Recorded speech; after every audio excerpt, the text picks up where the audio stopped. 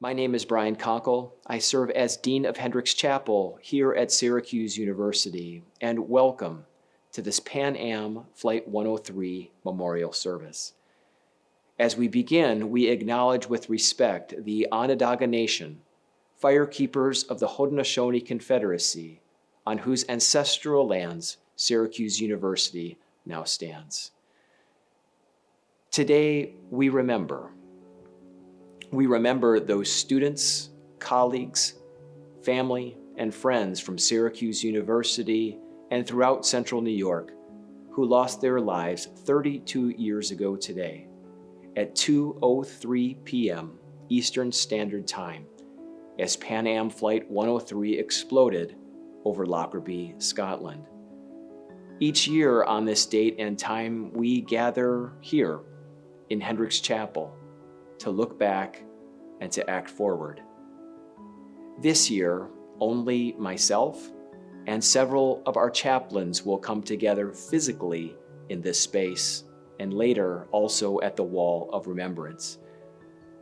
But we will also be joined online and in spirit by you, students, faculty, staff, alumni, and friends from throughout the Syracuse University community and beyond. Thank you for being with us today. As we pause here in the present, may we remember our past, and may we all receive the fullness of life that awaits us into the future. During this program, we will offer readings, prayers, music, and remarks. And first, at this time, we welcome Syracuse University Chancellor Kent Severud and Dr. Ruth Chen. Thank you to everyone who joins us this year and every year to remember and reflect on the Pan Am 103 terror attack and its impact on our community. In years past, on December 21st, a small group of Syracuse University staff and faculty would join the friends, families, and loved ones of the 35 Syracuse University students who lost their lives on Pan Am 103. We met in Hendricks Chapel on the Syracuse University campus. This year is different as we gather virtually, but like every other year, we pause now to honor, to celebrate, and to remember their lives. We can't know all of what was lost on that December night. We can't know what our students would have gone on to accomplish. They were aspiring artists and teachers, social workers, doctors, military officers, lawyers, and journalists. Each person on that flight and on the ground carried with them the potential to change the world in large and small ways. In looking back and acting forward, we honor and work to fulfill their unrealized potential. In celebrating the accomplishments of our Remembrance and Lockerbie Scholars, and in remembering, we honor those 35 students. Universities are good at remembering. As institutions, we pass memory from generation to generation over lifespans and centuries. We take this responsibility seriously. We pass the legacy from hand to hand, from one Remembrance or Lockerbie Scholar to the next. Last year, I met with Contessa Brewer, who graduated from Syracuse University in 1996. She's now a national Emmy Award-winning television correspondent and anchor. She was a Remembrance Scholar, and to this day includes it in her professional biography. Our conversation was wide-ranging. She said something that struck me and comes to mind today. She compared her feeling that as a Remembrance Scholar, she was past the equivalent of the Olympic torch, a flaming baton that she must carry forward, a flame that ignites other torches along the way, in making people think or inspiring someone or in bringing them peace or even making them laugh. She still feels the responsibility to be a light in the darkness. She feels it as strongly today as she did when she was selected as a Remembrance Scholar 25 years ago. I know that each of our Remembrance and Lockerbie Scholars feels the same way. Each one passes the light of memory and justice and hope to the next class. Each one lives that light every day.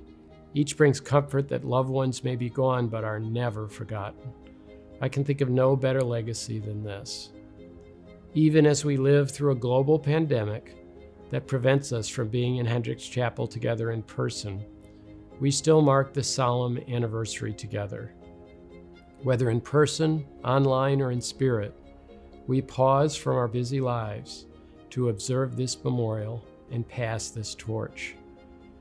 As we remember together, let's carry this light with us. Let's carry the legacy of those that were lost. May their memory be a beacon of hope and strength, and may their legacy be honored by generations to come. Thank you. Today we gather from near and from far. Today we gather together. In honor of those we remember, we embrace this moment of silence.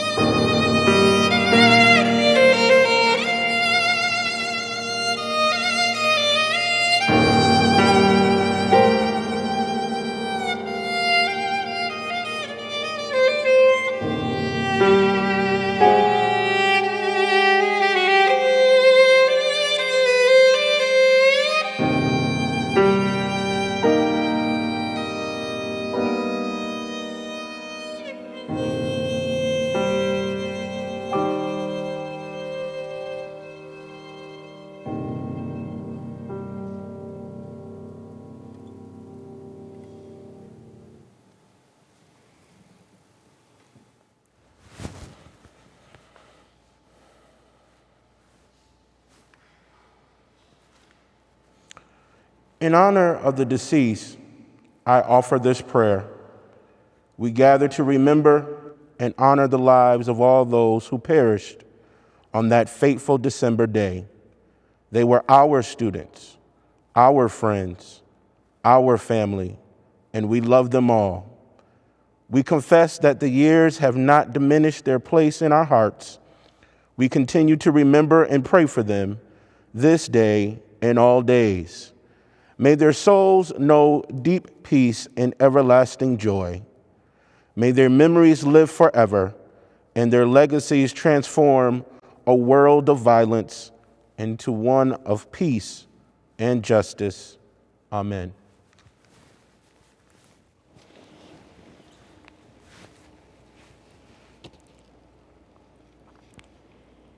In honor of those who mourn, I offer this prayer. We come this day as a community of mourners, past and present, tied together by one tragic moment. Gathered in remembrance of those whose lives were lost, we, their families and friends, offer thanks for the love, laughter, and life we knew in their presence. We come seeking comfort and solace in the moist of a grief that is always with us. In the shadow of the longest night, we seek to nurture that faint glow of hope that rises out of the ashes and draws us back to life. May we be strengthened by their memories and comforted by their spirits this day and all the days to come. Amen.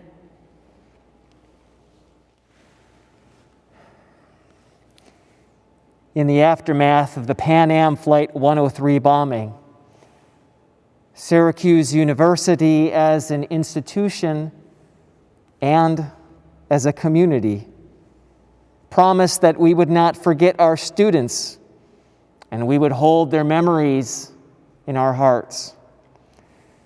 As a way of fulfilling our promise, each year Syracuse University chooses 35 Remembrance Scholars. They are senior student leaders with a demonstrated desire to look back and act forward. Syracuse University also supports 2 Lockerbie Scholars, students who cross the ocean to study here at Syracuse University for 1 year to reflect the close bond that has formed between Lockerbie and Syracuse. Over the past decades, we at Syracuse University have gathered each October for what we call Remembrance Week, where we remember and honor the victims of Pan Am Flight 103. During Remembrance Week, our Remembrance Scholars lay roses on the wall of remembrance here on campus in order to honor the 35 Syracuse University students who died on Pan Am Flight 103.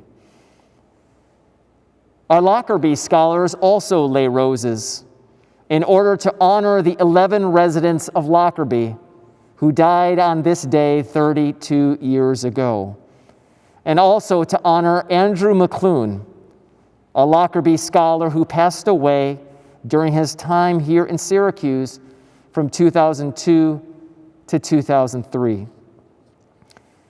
Since our traditional rose-laying ceremony was postponed this past October due to the global pandemic, today, the Remembrance and Lockerbie Scholars from this year offer their commemorations through these following words. Stephen Russell Burrell is remembered for his warm smile, adventurous spirit, and musical talent. He was a loyal friend and a loving son. Although he's no longer here with us, he continues to inspire us and bring people together. I look back and act forward in Stephen's memory.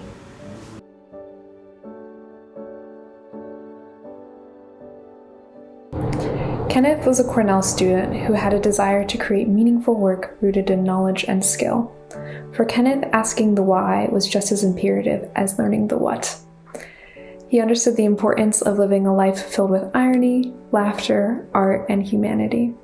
I look back and act forward in Kenneth's memory.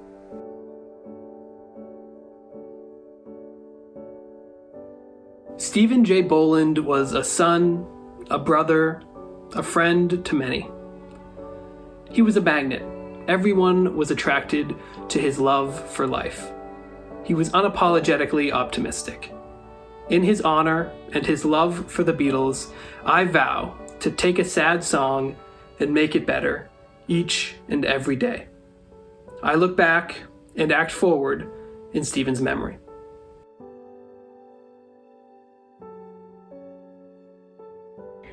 Nicole Elise Boulanger was a beautiful and amazing young lady. She was a deanless student, and she was one of the most talented and dedicated musical theater performance majors at Syracuse University. She radiated pure beauty and joy. She is remembered for her smiling face, her open heart, and her incredible charisma. I look back and act forward in Nicole's memory.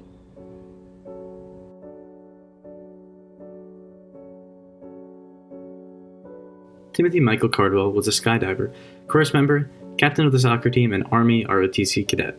Tim's energy was contagious. His goal was to excel physically, mentally, and spiritually. He loved his family, his country, and strove to be the best whether he was on the stage or jumping out of an airplane. The song in his heart always showed through as a broad smile on his face.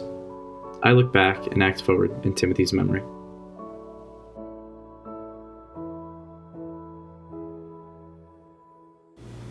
In the 6th grade, Theodora Cohen announced, "Theater is my life." And from that moment on, acting and singing became the highest importance, the most center goal. Theodora truly believed that theater could change people, communities, societies, the world around us. She planned on starting an alternative theater group with her best friend Miriam Wolfe in order to spark social change. I look back and act forward in Theodora's memory.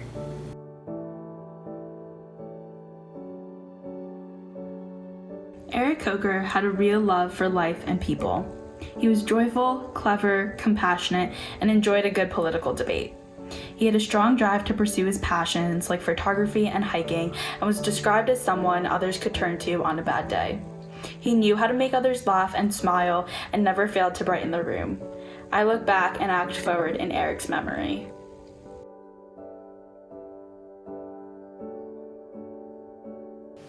Like his twin brother Eric, Jason Coker radiated positive energy and could light up a room with his smile. He was a confident, intellectual, and humorous person who was committed to learning about and exploring the world around him. Jason was a daring soul, but also an extremely compassionate one, who could encourage others to wonder and seek with grace and joy. I look back and act forward in Jason's memory.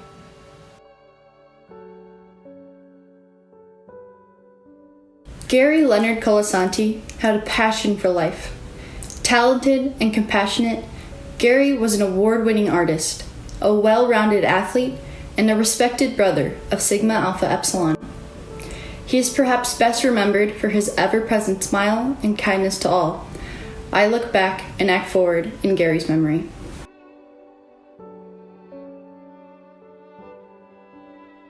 Everyone who knew Scott Marshcorey said that he was always smiling and had an irrepressible sense of humor.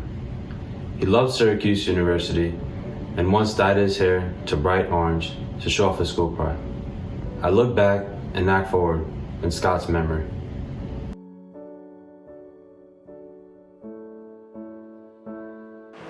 Gretchen Joyce Dater's passion and dedication was captured through her paint strokes on canvas and the remnants of her charcoal drawings. As an avid explorer of museums and an activist in studio, she embodied vibrance, curiosity, and determination. She was known to challenge herself to achieve her goals and sought to inspire others as an educator. She always wore a smile. I look back and act forward in Gretchen's memory.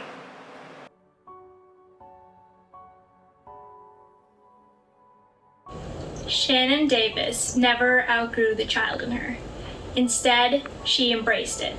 With gentleness and enthusiasm, she welcomed life and always appreciated the small things. I look back and act forward in Shannon's memory.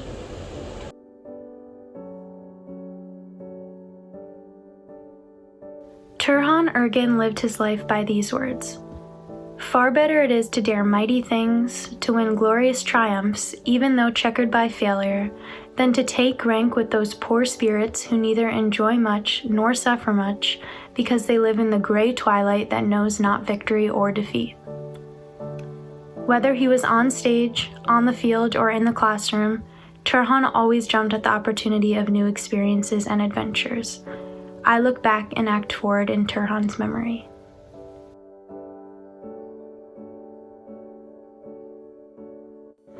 John Patrick Flynn studied geography and economics and endeavored towards a career in banking. He was a star athlete who saw opportunity, not defeat, in each of life's losses. He was a brother, son, and teammate described as having the potential to make a real difference. I look back and act forward in John's memory.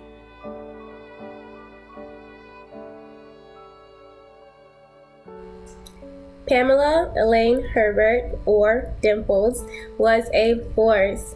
Pamela was a dual major in sociology and economics at Bowdoin College and a Syracuse University abroad student. She was an extraordinary young lady, both intellectually and spiritually. Every person that came in contact with Pam remembers her smile, her joy, and beautiful soul. Her life exemplified the saying, "Leave a place better than you found it." I look back and act forward in Pam's memory.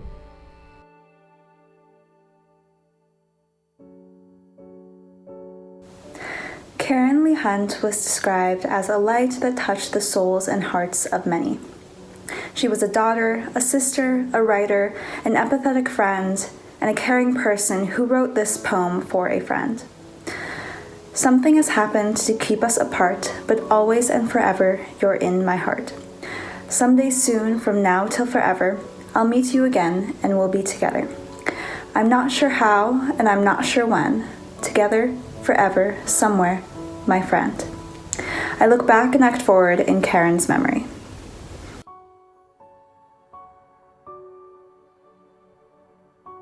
Christopher Andrew Jones was a devoted son, brother, and friend. He loved music that wasn't quite mainstream and enjoyed playing basketball, tennis, and soccer for fun. He had a passion for sports, especially the Boston Red Sox. Christopher was very creative, humorous, and a clever storyteller. He aimed to one day combine his passion for sports with his love for writing and become a sports writer. I look back and act forward in Christopher's memory.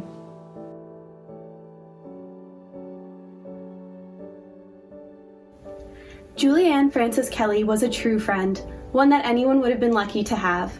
She was kind and compassionate, but also funny and honest. Her friends and family described her as a romantic with an adventurous spirit who always lived life to the fullest. She was also an extremely talented performer and singer, as well as a brilliant poet. Her friends hoped that she would have become a writer. I look back and act forward in Julie's memory.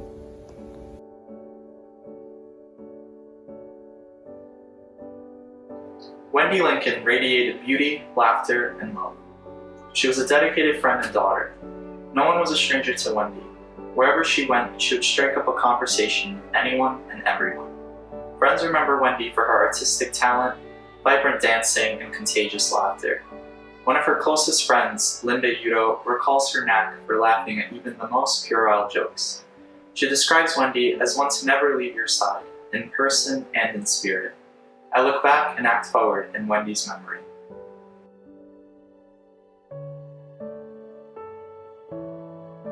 Alexander Lowenstein, known by loved ones as Alexi, lived to surf and spread his love of adventure through his experiences. He was someone people naturally gravitated towards. He dreamed of becoming a clinical psychiatrist because he valued the connection and will to serve others. A dear friend of Alexi, Janice Cunningham, wrote, "You are always the sunshine, but the sun hasn't set for you, Alex, my friend. It has only risen on another beach." I look back and act forward in Alexi's memory.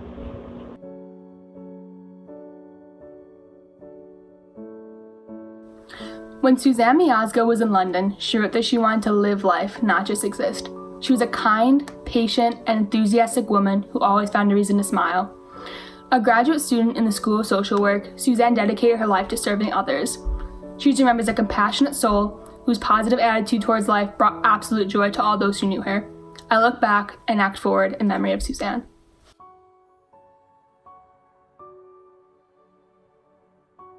Richard Rickmanetti had a love for life which was captured in his devotion to family, passion for sports, and his honest, humorous writing.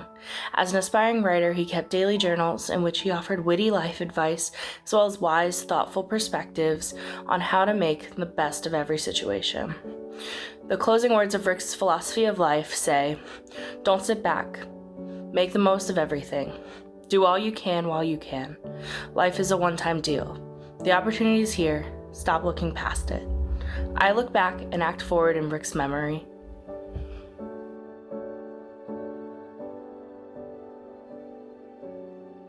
Lindsay Otenasak was a junior at Western Maryland College studying social work in hopes of changing deaf education. She was strong, very independent, and helped so many. She loved her family deeply and would write to them saying, "I love you more every day." I look back and act forward in Lindsay's memory.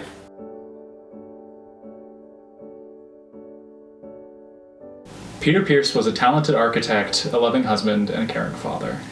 His wife described him as a modern Renaissance man and an old-fashioned gentleman. Peter strived to make the world more beautiful through his architecture and had hoped to go on to teach his craft after obtaining his second master's at Syracuse University. Outside of his professional pursuits, he was described as having a unique sense of humor and was a friend to all who knew him. I look back and act forward in Peter's memory.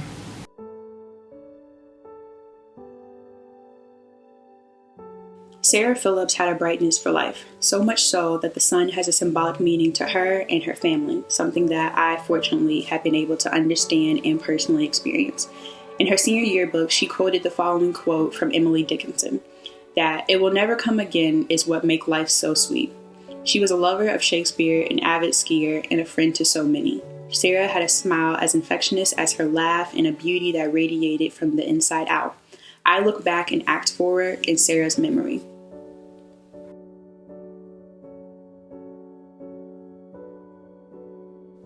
Frederick Sandy Phillips was affectionately known as the Sandman. He loved poetry, music, skiing, camping, and he even motorcycled across the United States and Canada. Sandy was passionate about giving back to this university and served as the vice president of the Student Government Association. He was known for his great sense of humor and living life to its fullest extent. I look back and act forward in Sandy's memory.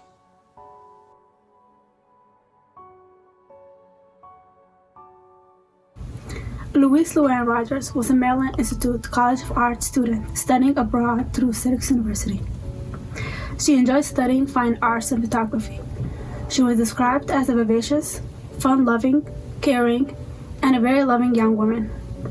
I look back and act forward in Luann's memory.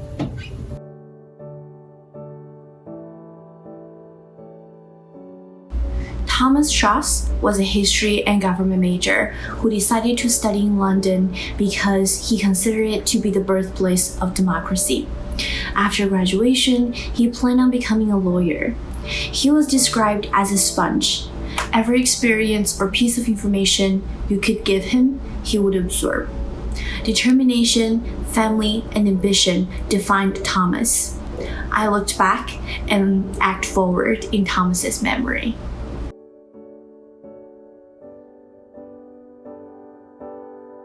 Amy Elizabeth Shapiro was a light who brought laughter to even the darkest of days. She had aspirations to pursue a career in photojournalism and an enthusiasm for life that knew no limits. She was a woman who everyone loved and a woman who loved everyone. I look back and act forward in Amy's memory.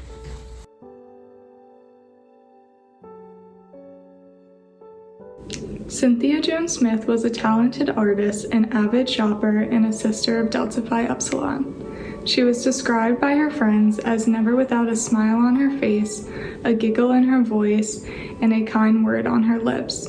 I look back and act forward in Cynthia's memory.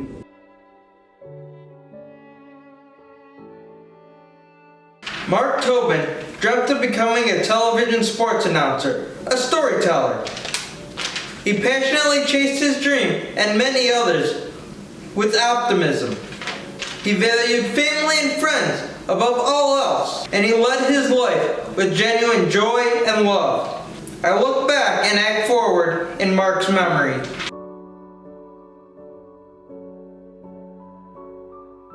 Alexia Tessaris was a varsity volleyball player and a talented photographer.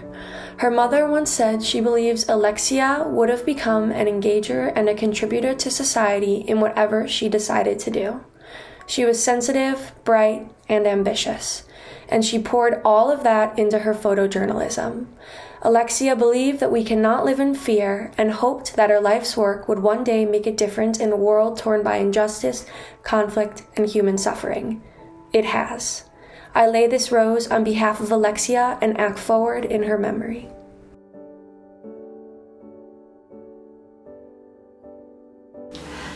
Nicholas Andreas Vernios had a lust for life like no other. His eagerness and curiosity took him to London, along with his 3 prized possessions: his guitar, his camera, and his skateboard. Nick had many loves, spontaneously jamming with his roommate, skating along the London streets, chronicling his observations of the world, and warming people's hearts with his smile. Nick was full of love. I look back and act forward in memory of Nicholas.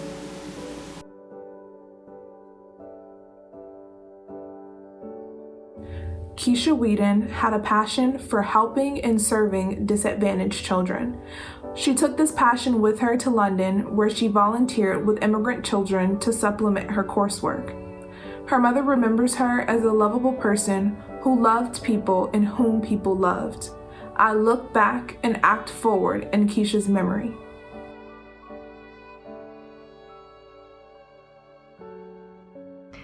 Miriam Wolfe was a self-identified lover of life. Her friends and family say that she didn't walk, she bounced. Always full of curiosity, passion, and excitement, Miriam, a musical theater major, cared deeply for our world, and with Theodora Cohen intended to establish an alternative theater group in Syracuse to serve as a forum for social and political issues. I look back and act forward in Miriam's memory.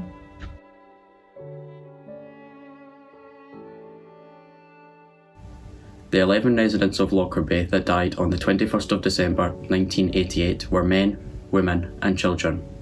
They all had different aspirations for the future. However, those lives will now never be fulfilled. I look back and act forward in memory of the Lockerbie 11.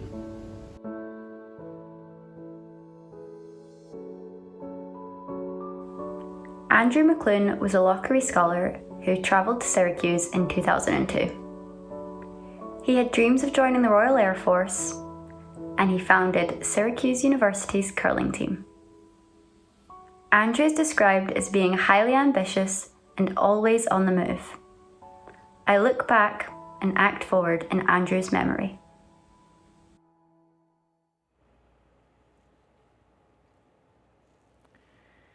This reading is titled, "We Remember Them," and it is written by Sylvan Kamens and Rabbi Jack Reamer.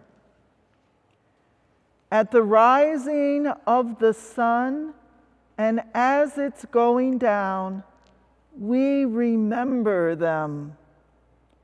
At the blowing of the wind and in the chill of winter, we remember them. At the opening of the buds and in the rebirth of spring, we remember them. At the blueness of the skies and in the warmth of summer, we remember them. At the rustling of the leaves and in the beauty of autumn, we remember them. At the beginning of the year and when it ends, we remember them. As long as we live, they too will live, for they are now a part of us as we remember them. When we are weary and in need of strength, we remember them. When we are lost and sick at heart, we remember them. When we have joy we crave to share, we remember them. When we have decisions that are difficult to make, we remember them. When we have achievements that are based on theirs, we remember them. As long as we live, they too will live, for they are now a part of us as we remember them.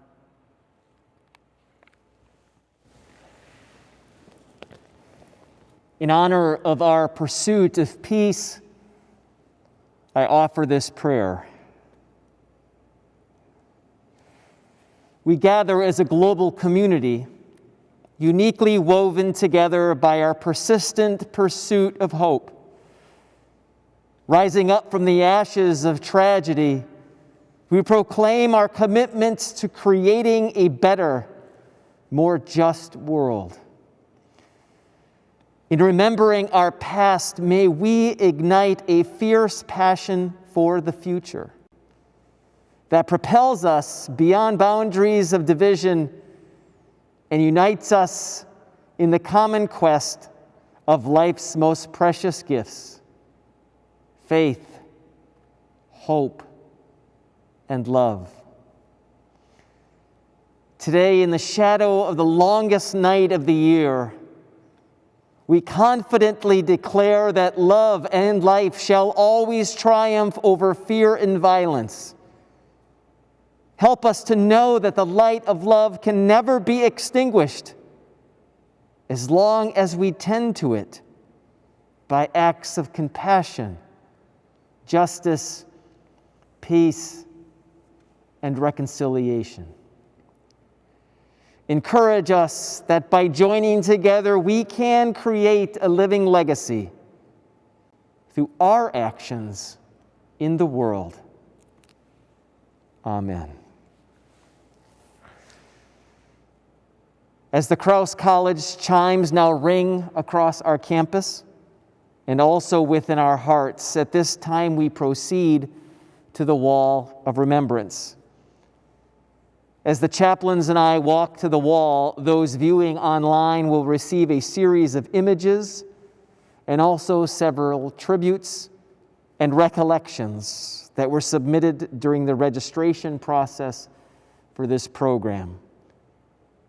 We proceed with grace and with peace.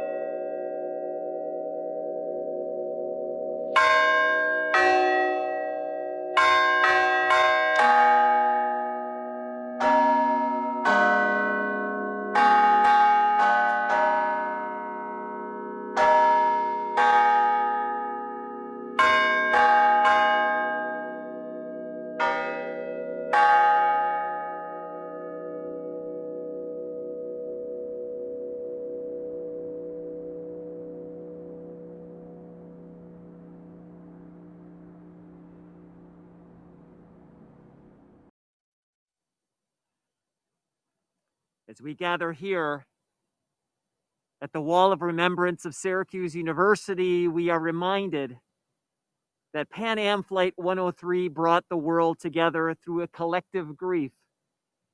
And perhaps no two communities were more united than Lockerbie, Scotland, and Syracuse, New York. For over 3 decades, 2 students from Lockerbie have come to Syracuse University to study for 1 year, and they are known as Lockerbie Scholars. This exchange has strengthened the bonds between our communities and has shown us over and over again how beauty can emerge out of brokenness. And now a collection of former Lockerbie scholars reflect on their experience and the importance of looking back and acting forward. My name is Kerry Curry, and I was a Syracuse scholar in 1996-97. I remember those lost on Pan Am 103 every day. Each day I drive past Drysdale Cemetery on my way to and from work at Lockerbie Academy, the sacred place we go to pay our respects to the 270 victims who fell to their death from the Boeing 747 Maid of the Seas 32 years ago. Each day as I park my car in the school car park, I am reminded of Joanne Flanagan, Lindsay Ann Somerville and Paul Somerville, 3 Lockerbie children who never got to experience another Christmas or have the opportunity to experience life like the 800 children who attend Lockerbie Academy. I'm also reminded of the 35 Syracuse students who lost their life that night each time I walk into our assembly hall where our scholarship boards are placed. I'm proud to be Deputy Head Teacher at Lockerbie Academy with responsibility of our Syracuse Scholarship. I feel the students who are awarded this scholarship represent the community to the highest standard and are very much part of the campus life in the Remembrance programme at SU. We hold our own rose laying at our cairn to remember the 11 residents of Lockerbie and also in memory of Andrew McClune, the Syracuse scholar 2002 to 2003, who sadly died while studying at the university. We also lay a wreath at Drysdale Cemetery in remembrance of everyone who lost their life on the 21st of December 1988. The Syracuse motto, look back, act forward. As a community, we will always remember what happened to our town and its people in December of '88. But we will act forward to ensure the bonds which have formed over the years continue to grow. It's so hard to tell you what the Lockerbie Scholarship has meant to me. There's just so much to take in after 30 years. It's hard to believe that amount of time has passed. Remembering the excitement of international travel, remembering the responsibility of representing your community, and all in such extreme circumstances of the Lockerbie disaster and Pan Am 103. Just being pulled into a community and being made to feel welcome by complete strangers, being shown immeasurable grace by parents who had lost their most precious children. That has impacted me for the rest of my life, made me aware of being in similar situations and finding a way to speak to others even when it's most challenging. The Lockerbie Scholarship has brought me back together with fellow scholars at different chapters and different corners of my life, and that too has offered opportunity. I wouldn't be in the job I'm doing right now had I not been able to meet up with Lockerbie Scholars and learned about a job I knew nothing of. So I can only stand here tonight and say thank you. Thank you for having the vision to make this possible, but thank you for having the heart to make this possible in the midst of such dreadful circumstances. It has been my honour to be a Lockerbie Scholar, then and now, and it always will continue to be an honour. Hi, I'm Stephen Armstrong and I was a Lockerbie Scholar in the year 2000. Thinking back to that time, I realised just how much the experience has meant to me. It was my first time abroad, and coming to Syracuse significantly broadened my horizons, and I learnt a lot about America and about myself. I think that it is great that this scholarship still continues to this day, and that so many young people get the chance to build on the genuine bond that's been forged between Lockerbie and Syracuse. It's great that something positive has grown from the events of December 21st, 1988. I've made many lifelong friends from my time at the Qs, and I always look forward to visiting them when I can. Hi, I'm Gemma and I was a Lockerbie Scholar in year 2000-2001, which is 20 years ago now. And I think for me the scholarship completely embodies basically hope, friendship, love. I mean, the thing I could never anticipated as a 17, 18-year-old heading out to Syracuse for the first time was the lasting impact it would have on my life, really.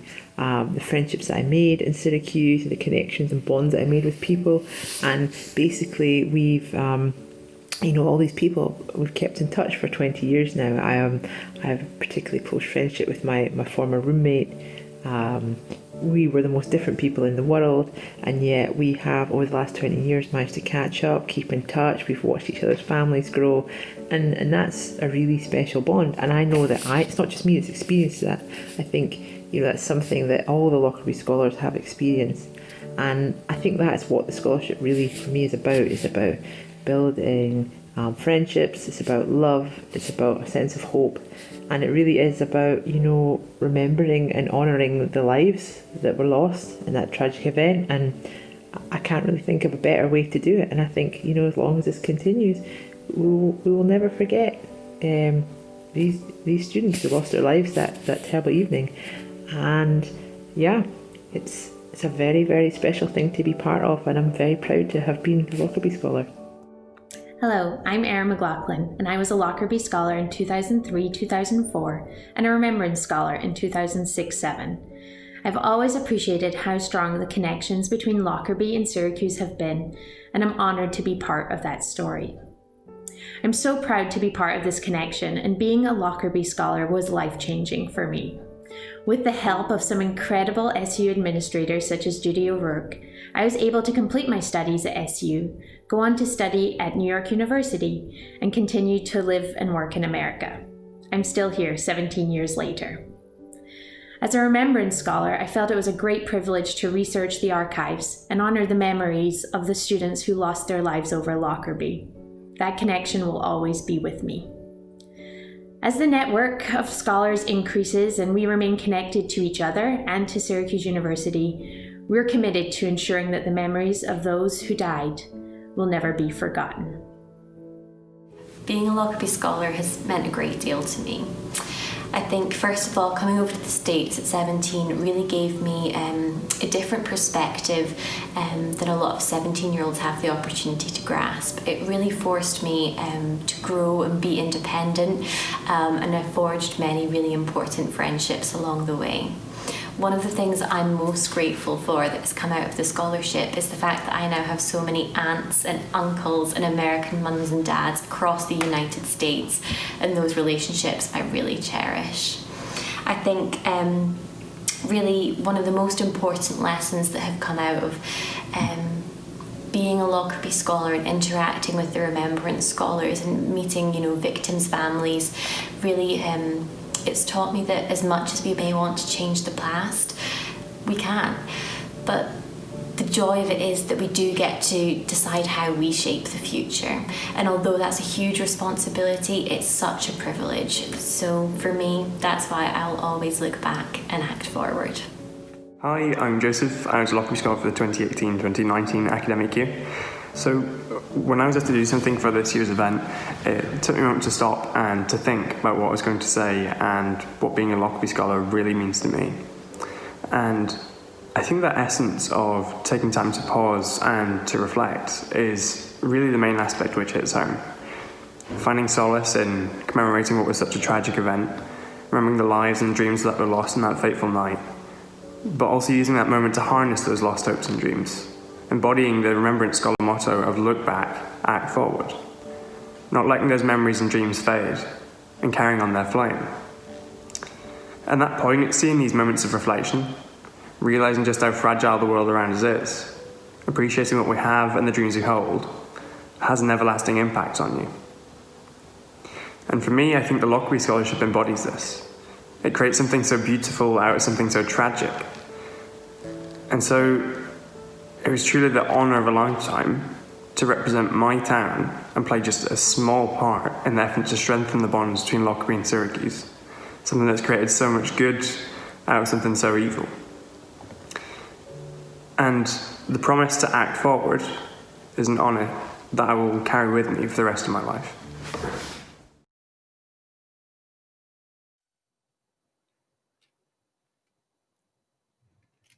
Please receive this meditation.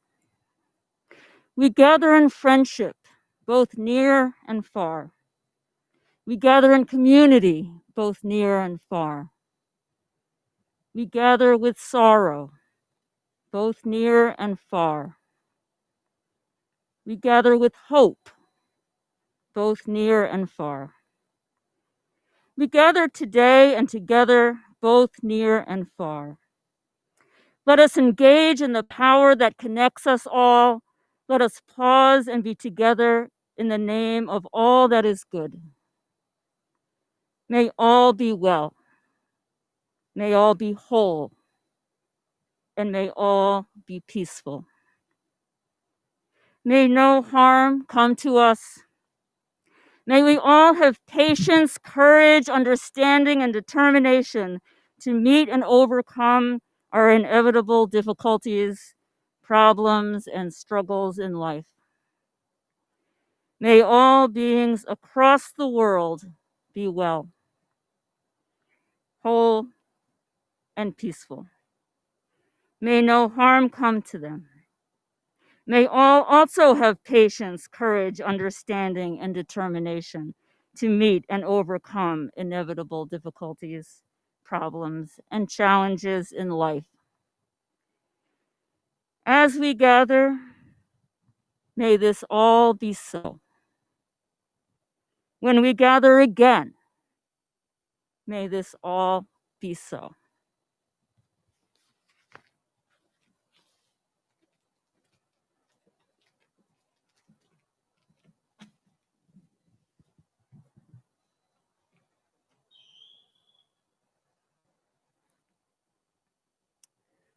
A reading from the 23rd Psalm.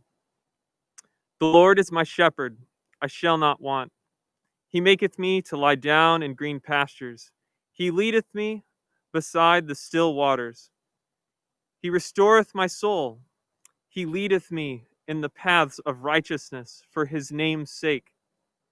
Yea, though I walk through the valley of the shadow of death, I will fear no evil. For thou art with me. Thy rod and thy staff, they comfort me. Thou preparest a table before me in the presence of mine enemies. Thou anointest my head with oil, my cup runneth over. Surely goodness and mercy shall follow me all the days of my life, and I will dwell in the house of the Lord forever.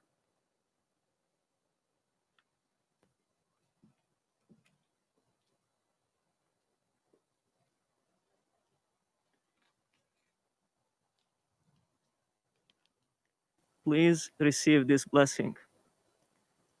O God, give me light in my heart, and light in my tongue, and light in my hearing, and light in my sight, and light in my feeling, and light in all body, and light before me, and light behind me. Give me, I pray you, light on my right hand, and light on my left hand, and light above me, and light beneath me. O Lord, increase light within me, and give me light, and illuminate me. Amen.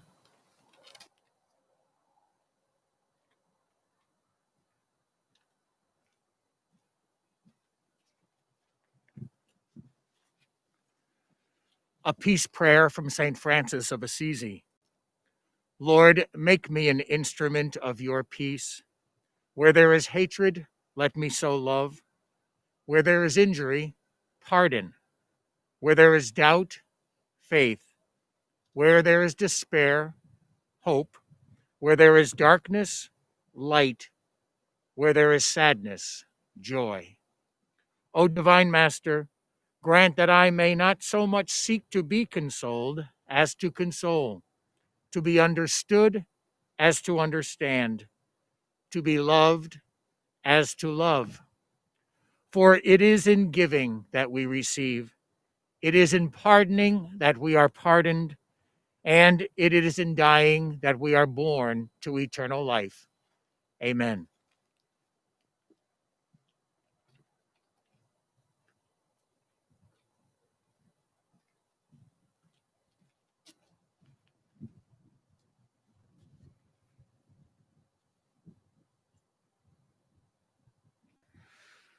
When peace like a river attendeth my way, when sorrows like sea billows roll, whatever my lot, thou hast taught me to say, it is well with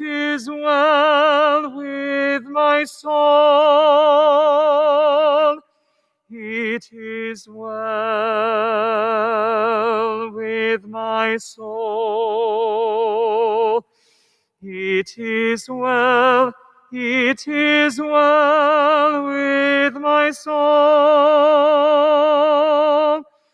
And Lord, taste the day when the faith shall be sight, the clouds be rolled back as a scroll, the drum shall resound, and the Lord shall descend. Even so, it is well with my soul. It is well with my soul. It is well with my soul.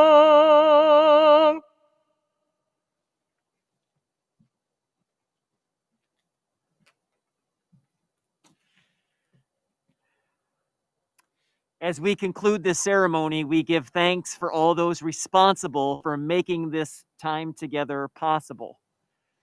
In addition to those who participated in this service itself, we also wish to mention those who served behind the scenes.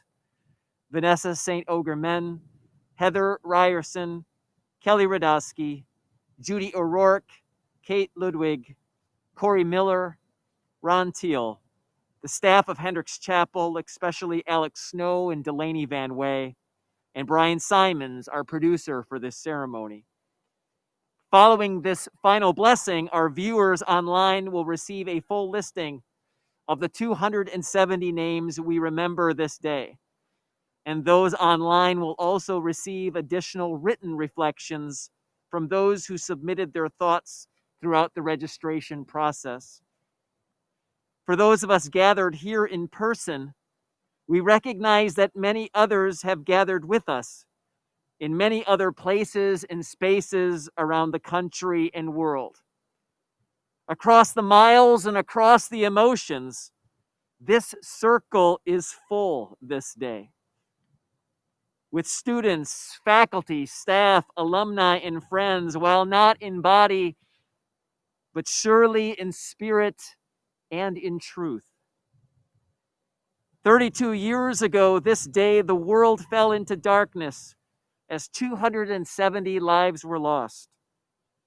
For many, that day is remembered as vividly as it were yesterday. That day here at Syracuse University, we lost a generation. 35 young lives, taken far before their potential and possibility could be most fully realized. The family and friends of those on Pan Am Flight 103 have, over the years, served as a light in the midst of darkness. They remind us, through their words and their deeds, each day at a time and each generation at a time, to look back and to act forward. And so may God bless you all. In honor of those taken from us, and with compassion for those who grieve, may this day turn us all toward the light. May we receive the light, and may we share the light today and always. Amen.